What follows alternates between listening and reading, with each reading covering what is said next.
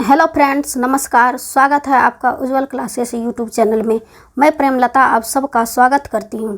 आज इस वीडियो में हम ईवीएस के सीटेट में पूछे गए कुछ महत्वपूर्ण वस्तुनिष्ठ प्रश्न करेंगे। तो चलिए शुरू करते हैं। प्रश्न संख्या 1। ब्रेल लिपि में मोटे कागज पर उभरे हुए बिंदु बने होते हैं। यह लिपि आधारित होती है। ऑप्शंस हैं 5 बिंदुओं पर, 6 बिंदुओं पर, 7 बिंदुओं पर, 8 बिंदुओं पर। तो इसका सही आंसर है ऑप्शन बी, 6 बिंदुओं पर ब्रेल लिपि उभरे हुए होते हैं। तो ऑप्शन बी इसका सही आंसर है। बढ़ते हैं अगले प्रश्न की ओर। प्रश्न संख्या 2। निम्न में से कौन से पौधे का उपयोग डिब्बे बनाने एवं मकान बनाने में होता है? ऑप्शन है गन्ना, बांस, मक्का, घास। आप लोगों को पता है बांस का प्रयोग डिब्बे बनाने, मकान बनाने, यहाँ तक कि फर्नीचर बनाने में भी काम आते हैं। तो इसका सही आंसर है ऑप्शन 2। बढ़ते हैं अगले प्रश्न की ओर। संख्या 3।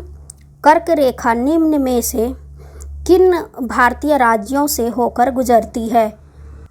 ऑप्शन 1 गुजरात, महाराष्ट्र, मध्य प्रदेश, छत्तीसगढ़, झारखंड, पश्चिम बंगाल, त्रिपुरा एवं मिजोरम। ऑप्शन 2 गुजरात, राजस्थान, मध्य प्रदेश, छत्तीसगढ़, झारखंड, पश्चिम बंगाल, त्रिपुरा एवं मिजोरम। ऑप्शन 3 गुजरात, राजस्थान, मध्य प्रदेश, छत्तीसगढ़, ओडिशा, झारखंड, पश्चिम बंगाल एवं त्रिपुरा। ऑप्शन 4 गुजरात, राजस्थान, मध्य प्रदेश, छत्तीसगढ़, ओडिशा, झारखंड, बिहार एवं पश्चिम बंगाल। यहाँ पर महाराष्ट्र दिया हुआ है, ये ऑप्शन ऐसे भी गलत हो जाएगा। और यहाँ पर ओडिशा दिया हुआ है, ये ऑप्शन भी गलत है। और यहाँ पर बिहार दिया हुआ है, ये भी ऑप्शन गलत है। तो कर्क रेखा भारत के 8 राज्यों से होकर गुजरती है। ये राज्य हैं गुजरात, राजस्थान, मध्य प्रदेश, छत्तीसगढ़, झारखंड, पश्चिम बंगाल, त्रिपुरा एवं मिजोरम। तो इसका सही आंसर है ऑप्शन बी। बढ़ते हैं अगले प्रश्न की ओर। प्रश्न संख्या 4। निम्नलिखित में से प्याज की खेती के विभिन्न चरणों का सही क्रम चुनिए। ऑप्शंस हैं बीज बोना, खरपतवार निकालना, प्याज के ऊपर की सूखी पत्तियों को काटकर अलग करना, गुराई करना या मृदा को पोला और नरम करना, प्याज को उखाड़ कर निकालना। इसे हमें सही क्रम में लगाना है। तो पहले हम करेंगे गुराई करना या नरम करना, ये 1 नंबर पे आ जाएगा। उसके बाद बीज बोना 2 नंबर पे आएगा। बीज बोने के बाद खरपतवार निकालेंगे, प्याज को उखाड़ कर निकालना 4 नंबर पे आ जाएगा। 5 नंबर पे आ जाएगा ऑप्शन सी। पहले हम गोराई करेंगे या मृदा को नरम करेंगे या जोतेंगे, उसके बाद तो हम लगाएंगे। उसके बाद हम बीज बोएंगे उसमें। उसके बाद जो उसमें खरपतवार आएंगी वो खरपतवार निकालेंगे। उसके बाद हम प्याज जब उखाड़ने लायक हो जाएगा तो उसे हम उखाड़ेंगे। उखाड़ने के बाद प्याज के ऊपर की सूखी पत्तियों को काटकर हम लोग अलग करते हैं। तो अंतिम चरण आ जाता है 5वें। तो इस प्रकार से हम क्रम चुनेंगे। पहले नंबर पे आएगा डी, दूसरे नंबर पर ए, तीसरे नंबर पे बी, चौथा नंबर पे 4, 5वां नंबर पे सी। तो इस प्रकार से इसका सही आंसर हो गया ऑप्शन डी। बढ़ते हैं अगले प्रश्न की ओर। प्रश्न संख्या 5। कौन सा विशेष अभिलक्षण रेगिस्तानी ओक वृक्ष में नहीं पाया जाता है? ऑप्शंस हैं जड़ों का अत्यधिक गहरा तक जाना, वृक्ष के तने में पानी एकत्रित होना, पत्तियां बहुत कम होना, बड़ी और बहुत सारी पत्तियां होना। रेगिस्तानी ओक जो है ऑस्ट्रेलिया में पाया जाता है, इसका नाम रेगिस्तानी ओक है। जड़ों का अत्यधिक तक जाना, ये सही है। वृक्ष के तने में पानी एकत्रित होना, ये कथन सही है। जब कभी इस इलाके में पानी नहीं होता है तो वहाँ के लोग इसके तने के अंदर पतला पाइप डालकर पानी निकाल लेते हैं, तो ये कथन भी सही है। पत्तियाँ इसमें बहुत कम होती हैं, ये भी कथन सही है। हमसे नहीं पूछा गया है, इस बात का ध्यान रखेंगे। तो ऑप्शन 4 इसका सही आंसर है। बढ़ते हैं अगले प्रश्न की ओर। प्रश्न संख्या 6, तमिलनाडु के निकटवर्ती राज्य हैं। ऑप्शंस हैं आंध्र प्रदेश, कर्नाटक, महाराष्ट्र, आंध्र प्रदेश, केरल, कर्नाटक, आंध्र प्रदेश, ओडिशा, केरल, आंध्र प्रदेश, गुजरात, महाराष्ट्र। तो इसका सही आंसर है तमिलनाडु के निकटवर्ती राज्य हैं आंध्र प्रदेश, केरल और कर्नाटक। तो इसका सही आंसर है ऑप्शन 2। बढ़ते हैं अगले प्रश्न की ओर। प्रश्न संख्या 7, निम्नलिखित में से कौन सा सामाजिक कीट नहीं है। हमसे सामाजिक कीट नहीं पूछा गया है, इस बात का ध्यान रखेंगे। ऑप्शंस हैं चींटियाँ, दीमक, भौरा, मधुमक्खी। तो इसका सही आंसर है सामाजिक कीट भौरा नहीं है, बाकी 3 सामाजिक कीट हैं। तो ऑप्शन 3 इसका सही आंसर है। बढ़ते हैं अगले प्रश्न की ओर। प्रश्न संख्या 8, वलसाड शहर हैदराबाद शहर तेलंगाना राज्य के सापेक्ष किस दिशा में स्थित है।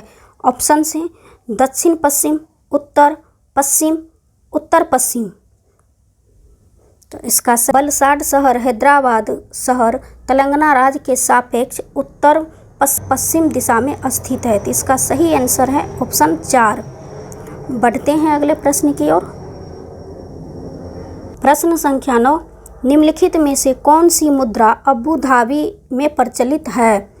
ऑप्शंस हैं डॉलर, रुपये, दिरहम, टाका। तो अबू धाबी की मुद्राएं हैं दिरहम, तो धाबी की मुद्रा दिरहम है। तो इसका सही आंसर है ऑप्शन 3। बढ़ते हैं अगले प्रश्न की ओर। प्रश्न संख्या 10, छत पर वर्षा के संरक्षण करके भौम जल को पुनः आवेशित किया जाता था। इस पारंपरिक विधि का उपयोग निम्नलिखित में से किस राज्य में किया गया था। ऑप्शंस हैं मध्य प्रदेश, राजस्थान, पंजाब, बिहार। तो इसका सही आंसर है छत पर वर्षा के जल को संरक्षण करके पुनः आवेशित किया जाता था राजस्थान में। ऑप्शन 2 इसका सही आंसर है। और फिर इसका उपयोग किया जाता था, तो इसका सही आंसर है ऑप्शन 2 राजस्थान। बढ़ते हैं अगले प्रश्न की ओर। प्रश्न संख्या 11, भारत के निम्नलिखित राज्यों में से ब्रह्मपुत्र नदी कहाँ से होकर बहती है। ऑप्शंस हैं असम और मिजोरम, मेघालय, अरुणाचल प्रदेश और असम, त्रिपुरा और मणिपुर। भारत के अरुणाचल प्रदेश और असम राज्यों में से होकर ब्रह्मपुत्र नदी बहती है। तो इसका सही आंसर है ऑप्शन 3। बढ़ते हैं अगले प्रश्न की ओर। प्रश्न संख्या 12, वातावरण को बचाने की आवश्यकता के लिए कई आंदोलनों को समर्थन मिला। निम्नलिखित में से किसने 1970 के चिपको आंदोलन में निर्णायक भूमिका निभाई है। ऑप्शंस हैं वंदना शिवा, सुंदरलाल बहुगुणा, मेधा पाटकर, बाबा आमटे। तो 1970 के चिपको आंदोलन में निर्णायक भूमिका निभाई थी सुंदरलाल बहुगुणा। तो ऑप्शन 2 इसका सही आंसर है। ऑप्शन 2 इसका सही आंसर है। बढ़ते हैं अगले प्रश्न की ओर। प्रश्न संख्या 13, हमें पके हुए भोजन को खुला या बिना फ्रिज में रखे लंबी अवधि के लिए छोड़ देना चाहिए। निम्नलिखित में से कौन सा कारक पके हुए भोजन को बेकार करने के लिए जिम्मेदार है। ऑप्शंस हैं कीट, जीवाणु, विषाणु, फफूंद। सही आंसर है ऑप्शन 4 फफूंद। बढ़ते हैं अगले प्रश्न की ओर। प्रश्न संख्या 14, भारत में भोजन बनाने के लिए निम्नलिखित में से किस प्रकार के तेल का उपयोग सबसे कम होता है? हमसे सबसे कम पूछा गया है, इस बात का ध्यान रखेंगे। ऑप्शंस हैं पाम का तेल, सरसों का तेल, नारियल का तेल, मूंगफली का तेल। तो भारत में भोजन बनाने के लिए सबसे कम उपयोग होता है पाम का तेल, तो ऑप्शन 1 इसका सही आंसर है। बढ़ते हैं अगले प्रश्न की ओर। प्रश्न संख्या 15, गाँवों में यह देखना साधारण है कि महिलाएं अनाज से भूसी कैसे निकालती हैं। इस विधि को कहा जाता है। ऑप्शंस हैं छानना, हाथ से चुनना, निष्पादन या फटकना, थ्रेसिंग। तो इसका सही आंसर है गाँव में लोग फटकना विधि से अनाज से भूसी निकालते हैं। तो ऑप्शन फटकना या निष्पादन विधि से अनाज से भूसी निकालते हैं, तो ऑप्शन 3 इसका सही आंसर है। आज की वीडियो में हम 15 महत्वपूर्ण वस्तुनिष्ठ प्रश्न किए हैं। आप यहां पर जांच सकते हैं कि 15 क्वेश्चन में आपका कितना सही हुआ है।